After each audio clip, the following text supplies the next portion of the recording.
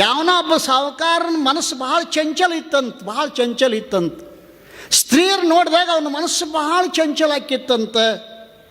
ಅವಾಗ ಆ ಮನಸ್ಸಿನ ಸಲುವಾಗಿ ಭಾಳ ಚಿಂತೆ ಆಯಿತು, ನನ್ನ ಮನಸ್ಸು ಹಿಂಗ್ಯಾಕಾಗಿದೆ, ಸ್ತ್ರೀಯರು ನೋಡಿದಾಗ ಇಷ್ಟು ಚಂಚಲ ಆಕತಿ, ಕಾಮಕುರ್ತಿ ಬಂದುಬಿಡ್ತೈತೆಲ್ಲ ಅಂಥೇಳಿ ಅವ ಸಿದ್ಧಾರೂಢಂತಕ್ಕೆ ಬಂದ.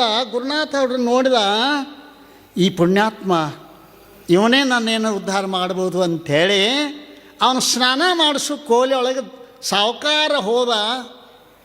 ಒಂದು ಪಂಜೆ ಉಟ್ಕೊಂಡು ಸಾಹುಕಾರ, ನಾನು ಜಾಕ ಮಾಡಿಸ್ತೇನೆ ರೀ ಅಪ್ಪ ಅವ್ರನ್ನ ಅಂತ ಹೋದ. ಅಪ್ಪ ಅವರು ಗುರುನಾಥ ಹುಡ್ರು ಬಚ್ಚಲ್ದಾಗದಾರೆ. ಗುರುನಾಥ ಮ್ಯಾಲ ತಲೆ ಮೇಲೆ ಕೈ ನೀರು ಹಾಕಿದ.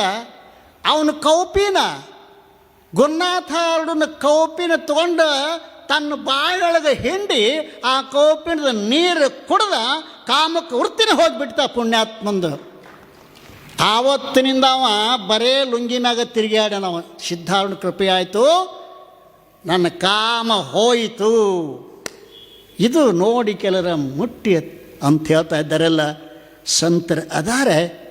ಆ ಸಂತರನ್ನ ಗುರುತಿಸುವಂತಹ ಒಂದು ಬುದ್ಧಿ ಮಾತ್ರ ಅದು ಭಾಳ ಮಂದಿಗೆ ಇರಂಗಿಲ್ಲ.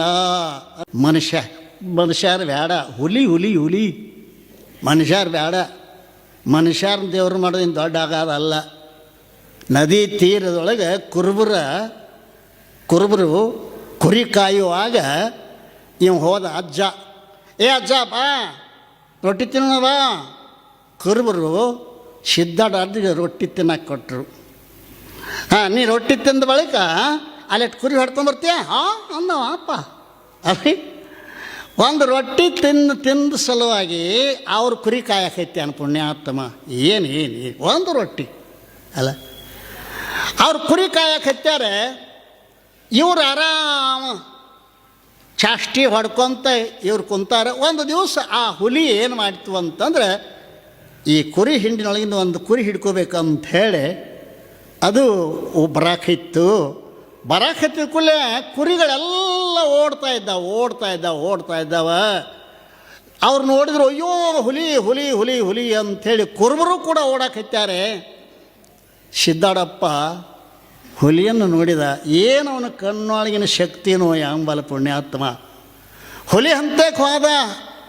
ಹುಲಿಯನ್ನು ನೋಡಿದ ಸಾಕು. ಹುಲಿ ಏನಾಯ್ತು ರೀ, ಅವನ ಪಾದಕ್ಕೆ ಬಿದ್ದನು. ಕಣ್ಣಾಗ ನೀರು ಸುರಿಸ್ತು ಹುಲಿ. ಆವಾಗ ಅದ್ರ ಕೂಡ ಮ್ಯಾಗ ಕೈಯಾಡಿಸಿದ. ಎತ್ತು ಹುಲಿ ಅದ್ರ ಮ್ಯಾಲೆ ಕುಂತ. ಸಿದ್ಧಾರೂಢಪ್ಪ ಹುಲಿ ಮೇಲೆ ಕುಂತ. ತಮ್ಮ ಬರ್ರೋ, ಅದು ಹುಲಿ ಅಲ್ಲೋ ಬರ್ರೋ, ಶಾಂತ ಆಗಿತ್ತು ಬರ್ರೋ. ಕುರುಬರನ್ನ ಕರ್ಕೊಂಡು ಬಂದ. ಅದೇವಣ ದಿನಾಲು ಈ ಕುರುಬರಿಗೆ, ಆ ಕುರಿಗೆ, ಆ ಹುಲಿಗೆ ನಡೀತದ ದಿವಸ. ಒಂದು ರೊಟ್ಟಿ ತಿನ್ನವ, ಕುರಿ ಕಾಯವ. ಇದನ್ನೆಲ್ಲ ನೋಡಿದ ಬೇಟೆಗಾರ ಈ ಹುಲಿಯನ್ನು ಹೊಡೆದ್ರೆ ಇದ್ರ ಚರ್ಮದ ರೊಕ್ಕ ಭಾಳ ಸಿಗ್ತಾವೆ, ರಾಶಿ ಬಾರಿಕೊಂಡ್ರೆ ಅಂಥೇಳಿ ಬಂದೂಕ್ ತೊಗೊಂಡು ಬಂದ. ಕಂಟಿ ಮರ್ಯಾಗ ನಿಂತ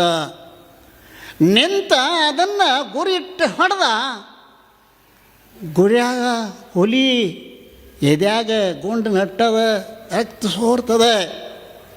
ಆವಾಗ ಅದು ತೆವಳ್ಕೊಂತ ಸಿದ್ಧಾರೂಢಪ್ಪನ ಹತ್ತಕ್ಕೆ ಬಂತು. ಅದು ಕಣ್ಣೀರು ಸುರಿಸ್ತು. ಆವಾಗ ಸಿದ್ಧಾರೂಢ ನೋಡಿರು ಘಾತಾಗ್ಯದ, ಯಾವನೋ ಗುಂಡು ಹಾಕಿದಾನ ಅಂಥೇಳಿ ಆ ಹುಲಿ ತಲೆ ಮೇಲೆ ಕೈ ಇಟ್ಟು, ನನ್ನ ಜೀವದ ಗೆಳೆಯನೇ, ನಿನ್ನ ಇವತ್ತಿನ ಜನ್ಮವನ್ನು ಕಳೆದು ಸಂತೋಷದ ಹೋಗು. ಮುಂದಿನ ಜನ್ಮದೊಳಗೆ ನನ್ನ ಹತ್ತಿರ ಬರ್ತಾ ಇದ್ದೀಯಪ್ಪ, ಹೋಗು ಅಂಥೇಳಿ ತಲೆ ಮೇಲೆ ಕೈ ಇಟ್ಟಾಗ ಆ ಹುಲಿ ಸಿದ್ಧಾರೂಢ ಪಾದನಾಗ ತಲೆ ಇಟ್ಟು ಪ್ರಾಣ ಬಿಡ್ತು.